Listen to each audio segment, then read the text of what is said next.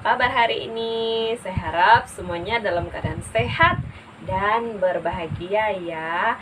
Hari ini kita masuk di pembelajaran yang ke-6, tema 7, subtema yang pertama. Masih dengan saya, Ibu Esther. Baiklah, mari kita langsung ke pembelajaran ya. Materi kita yang pertama yaitu tentang menuliskan dongeng. Masih ingat tips-tips untuk menuliskan dongeng atau langkah-langkah yang harus diperhatikan untuk menuliskan dongeng, menuliskan kembali dongeng ya. Nah, ingat, yang pertama kita harus menulis kembali dengan bahasa sendiri. Yang kedua, kita harus membaca kembali cerita yang ingin kita tuliskan. Yang ketiga, kita harus memahami isi daripada cerita dongeng tersebut. Nah, kali ini Ibu akan membacakan sebuah dongeng. Jadi kalian simak ya. Nah, nanti dongeng ini sudah Ibu rangkum dalam kalimat sehari-hari ya. Si Kancil dan Beruang. Jadi judulnya Si Kancil dan Beruang. Seekor beruang coklat terpesona mendengar burung bernyanyi. Beruang coklat ingin bisa bernyanyi, tetapi ia tidak mampu. Suatu hari, si Kancil beristirahat di bawah pohon bambu. Tiba-tiba, ia mendengar suara bambu yang merdu. Sip, sip, sip, gitu ya. Mendengar derit bambu, timbul niat jahil si Kancil. Hai beruang, ayo, aku ingin kamu ikut dengan saya. Mendengar musik bambu yang sangat merdu, kata si Kancil. Wah, benarkah, Cil? Dari kejauhan, beruang melihat si Kancil memainkan seruling dari bambu. Cil, daripada aku cuma melihat, ajarilah aku bermain seruling itu. Boleh, julurkan lidahmu, tempelkan ke celah seruling bambu yang panjang ini, kata si Kancil. Kemudian bambu berderit menjepit ujung lidah beruang. Beruang menjerit kesakitan dan segera mencabut lidahnya. Sadarlah si beruang, si Kancil sengaja menipunya. Beruang tidak marah sebab derit suara bambu itu memang terdengar merdu. Begitu merdunya sehingga membuat orang tertidur. Nah, dari cerita dongeng ini kita akan buat atau menuliskan kembali ceritanya. Yang pertama yang kita ambil dari cerita ini yaitu seekor kelinci dan seekor beruang sedang beristirahat di sebuah hutan. Kemudian si Kancil beristirahat di bawah pohon bambu. Nah, terdengarlah di telinga si Kancil suara derit bambu yang sangat merdu.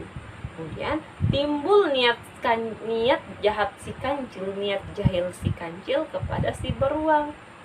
Si Kancil menyuruh si beruang untuk menjulurkan lidahnya dan memasukkannya ke dalam bambu. Begitu lidah si beruang dimasukkan ke dalam bambu, maka ia terjepit oleh bambu. Dan si beruang langsung mencabut lidahnya.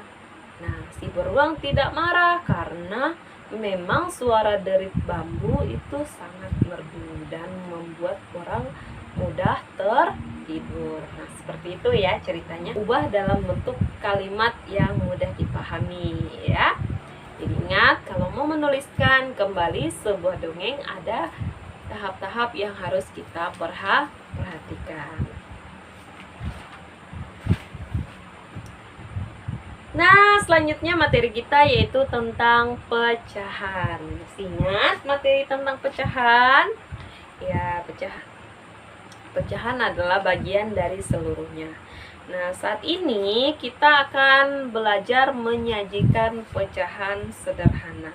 Nah, Ibu punya beberapa gambar, bisa kalian perhatikan ya dari gambar ini. Ini dari gambar ini. Ini ada kue yang sudah dibagi-bagi ya. Nah, kue yang pertama dibagi dua bagian sama besar ya. Kemudian kue yang kedua dibagi 3 bagian sama besar ya. Dan kue yang keempat dibagi 4 bagian sama besar. Nah, dari ketiga gambar ini, manakah yang menunjukkan pecahan 1/2 dari gambar ini? Ingat, pecahan apa? Pecahan bagian dari seluruhnya, atau yang kemarin Ibu sudah jelaskan, pecahan setiap bagian dibagi sama besar ya. Setiap bagian sama besar. Nah, mana yang menunjukkan pecahan 1/2 ini ya? Yang menunjukkan pecahan 1/2. Jadi setiap bagiannya dibagi sama besar ya. Ini 1/2. Satu kue dibagi 2 bagian sama besar. Kemudian mana lagi yang menunjukkan 1/3? Ya, ini yang menunjukkan 1/3, yaitu setiap bagian dibagi 3 bagian sama besar ya. Satu kue dibagi 3 bagian sama besar, dibaca 1/3. Dan yang terakhir, ini satu pizza dibagi 4 bagian sama besar nih. Satu pizza dibagi 4 bagian sama besar. Nah, ini disebut juga dengan setiap bagian dari pizza ini disebut dengan 1/4 atau 1/4. Nah, materi selanjutnya yaitu tentang membandingkan panjang dan pendek sebuah bunyi. Nah ya, pernahkah kalian mendengar panjang bunyi jam beker? Tring. Nah, panjang ya kan? Pernah kalian mendengar bunyi ketokan? Nah, bunyinya pendek seperti itu ya. Jadi kita akan membandingkan bunyi panjang dan pendek. Nah, untuk membandingkan bunyi panjang dan pendek, Ibu punya sebuah lagu. Nih, ada lagu Burung Kakak Tua. Nah, masih ingat untuk membandingkan bunyi panjang dan pendek? Bunyi panjang disimbolkan dengan garis panjang. Bunyi pendek disimbolkan dengan tanda titik. Ya, ingat seperti itu ya.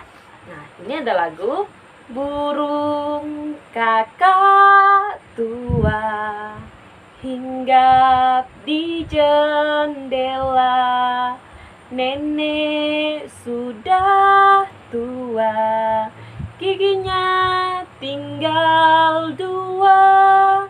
Tek dung, tek dung, tek dung la la la. Tek dung, tek dung, tek dung la la la. Tek dung, tek dung, tek dung la la la. Burung kakak tua.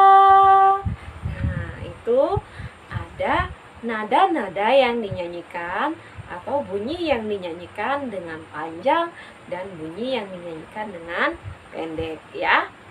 Nah, contoh yang panjang, tek dung, tek dung, tek dung la la la. Nah, itu panjang ya.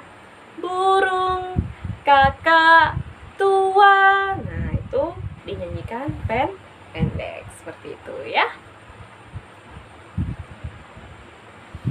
Nah, anak-anak, pembelajaran 6 hari ini cukup sampai di sini dulu ya. Semoga pembelajaran hari ini memberikan manfaat, ilmu pengetahuan, serta wawasan untuk kalian. Tetap semangat belajar di rumah. Jangan lupa tetap jaga kesehatan.